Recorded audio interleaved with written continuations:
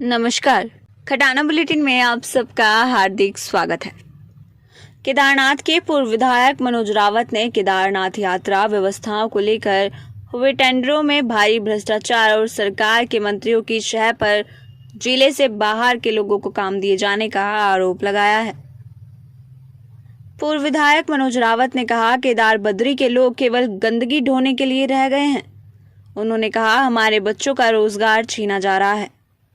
उन्होंने सरकार की यात्रा तैयारियों पर भी प्रश्न चिन्ह खड़ा किया है।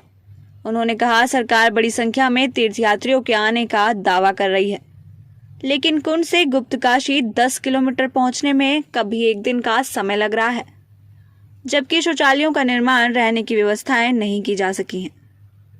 जबकि केदारनाथ के कपाट खुलने में मात्र 23 दिन का समय शेष रह गया है। देखिए, बहुत शर्म की बात है।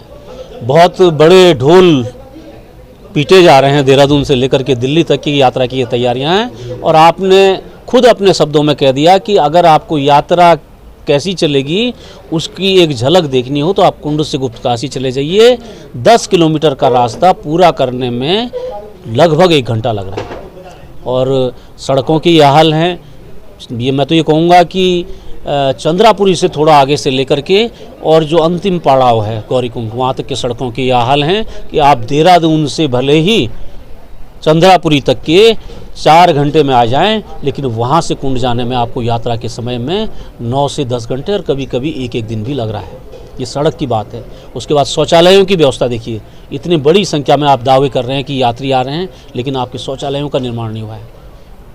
आपके टेंटों के लिए, और सबसे बड़ी बात जो मैंने सुनी है कि इस यात्रा, देखिए यात्रा का विशेष यात्रा यहाँ के लोगों के लिए रोजी रोटी का जरिया था, लेकिन एक सबसे अफसोस की बात मुझे अब पता चली है कि जो भी टेंडर हुए हैं ऊपर की सह पर, प्रभारी मंत्री की सह पर और सत्ताधीशों की सह पर जिले से बाहर के लोगों के टेंडर अगर होंगे, जो थोड़ा थोड़ा पैसा यहाँ के बच्चों ने कमाना था वो पैसा बाहर जाएगा।